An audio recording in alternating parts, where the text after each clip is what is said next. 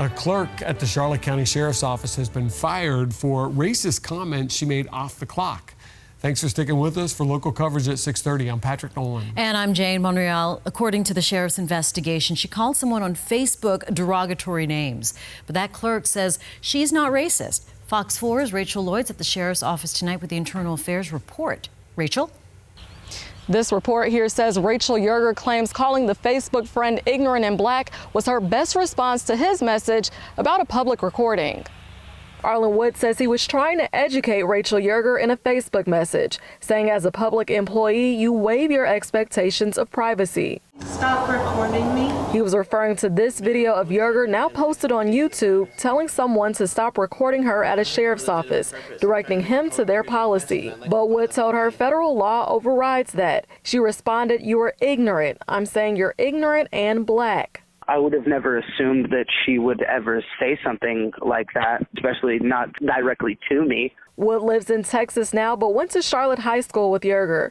Wood called me to say he never thought of her as a racist person until now. There are a lot more openly racist people today than there were when I was in high school. The report says Yerger told investigators she's not racist, but Wood says he's not buying it based on her choice of words. And the way they're broken down just kind of implies that what she's really getting at, which is ultimately using a derogatory term such as the N-word. Former police chief and private investigator Walt Zalisco says even though Yerger was off duty when she said that, he believes the sheriff's office handled the situation appropriately. Police officers, clerical workers, and law enforcement agencies, they are subject to review of their social media. And anything that is derogatory on there can be a cause for disciplinary action and including termination.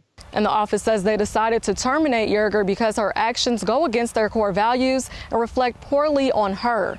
In Charlotte County, Rachel Lloyd, Fox 4 in your corner. Thanks, Rachel. Tonight, 4 people are facing charges in connection with a shooting in Arcadia. Last month, officers responded to 81 Park Place. They found a man on the ground with a gunshot wound to his leg. Police then arrested Shaka Gilchrist Jr. and Ernest Robinson Jr. for first-degree murder. Francine Olson and Alfredo Ruiz were also charged for obstructing a criminal investigation. A former teacher at Dunbar High School is now charged with having child pornography. In December, deputies arrested Christopher Dolick for impersonating a law enforcement officer. They say he used lights and sirens on his Bentley to get through traffic. Deputies say they found a thumb drive inside the car that they say contained 2,500 images and videos of child pornography. Yesterday, Dolick was rearrested and charged with possession of obscene material. The Parkland school shooting suspect will not be able to hide the name of mental health providers who interviewed him in jail.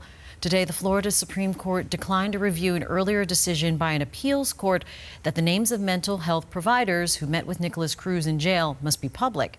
Cruz's lawyers had argued that disclosure of the identities would threaten his right to a fair trial. He faces the death penalty if convicted. The search continues for a 73-year-old man who went missing while participating in the Water Tribe Everglades Challenge. Now, this challenge is an unsupported expedition-style adventure race for kayaks, canoes, and small boats, and it goes all the way from Tampa Bay down to Key Largo. There are no safety boats or support crews to help during the race in case someone gets into trouble. The Coast Guard searched for the boater about 60 miles west of Marco Island. They found the boat seen here, but not the man who was in it. The agency does have crews in the air and in the water continuing with the search.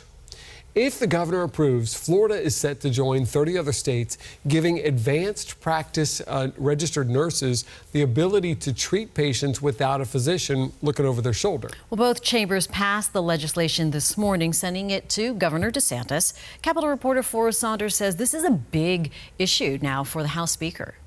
Announce the vote. 107 yeas, 8 nays, Mr. Speaker. Show the bill passes. With that, advanced practice nurses, APRNs, only need DeSantis' pen to admit, care for, or discharge patients from medical facilities. The profession no longer needing the oversight of a physician. How you feel? fantastic. Stan Whitaker says signage of the measure could change everything for him. I'm intending on opening my own office. The new autonomy allowing the North Florida practitioner to strike out on his own, serving rural communities. And I don't have to have a signature on a piece of paper that says I can work. Supporters of the bill expect more of the same, bringing medical care to places where people would otherwise have to travel hours for treatment. It's going to help patients and the medical system in this state for sure. Opponents aren't so sure. Those studies in other states show care quality hasn't dropped with passage of similar measures. Few legislators worry that's exactly what will happen in coming years, warning misdiagnosis and wrong treatments might be on the horizon. I believe this bill goes way too far and will do a significant amount of harm. There are safety measures in the bill, clear education and experience requirements for APRNs to qualify, also guaranteed care from a doctor if patients would prefer. I feel super fantastic. Nurses are certainly feeling good, but now they'll have to wait and see if the governor feels the same. In Tallahassee, Forrest Saunders, Fox 4 in your corner. Thank you, Forrest. Bernie Sanders is acknowledging his deficit in the Democratic presidential race, but he's pressing ahead with his campaign, at least long enough to debate Joe Biden this weekend. The Vermont senator's path to the presidential nomination considerably narrowed after decisive losses to Biden in Michigan, where he won last time in 2016, Missouri, and Mississippi. Pressure has been growing on Sanders to end his presidential bid and work to unify the party against President Trump. But he's not quite ready to quit. The Clewiston Sugar Festival is canceled, you guessed it, because of coronavirus concerns. There are images from years past we're showing you now. The city made the announcement today. They say the decision is just a precaution. The festival was supposed to happen on the 21st of this month. It traditionally marks the end of the sugar harvest. The event's been around since the 1930s. And some bad news if you were looking forward to seeing Adam Sandler at Hertz Arena tomorrow. The actor/comedian announced today that because of the coronavirus, he is rescheduling his tour dates for this month. Hertz Arena says you can hold on to your tickets. They'll announce new dates as soon as possible. Chick-fil-A lovers in Florida will soon be able to get their favorite sauce without having to go to the fast food chain. When you'll be able to pick it up at the grocery store. You're watching Fox 4 News at 6.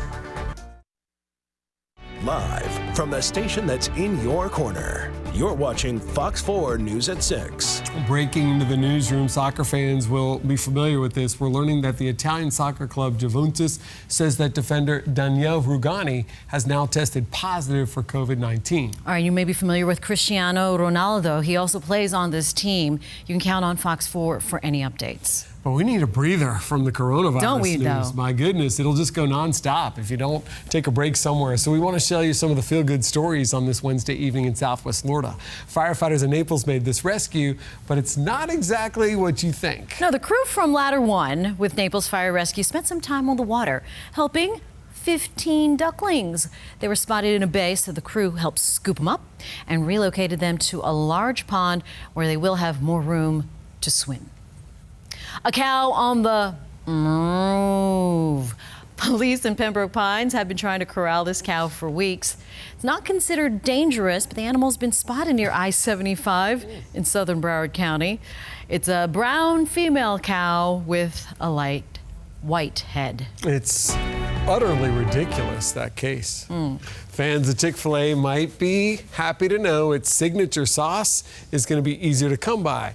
As of April, bottles of Chick-fil-A sauce and Polynesian sauce are going to be for sale in some Florida stores. You'll find it at Publix, Target, Walmart, Winn-Dixie, and more. A 16-ounce bottle costs $3.49. I'll round it up to $3.50 so it's easier for you.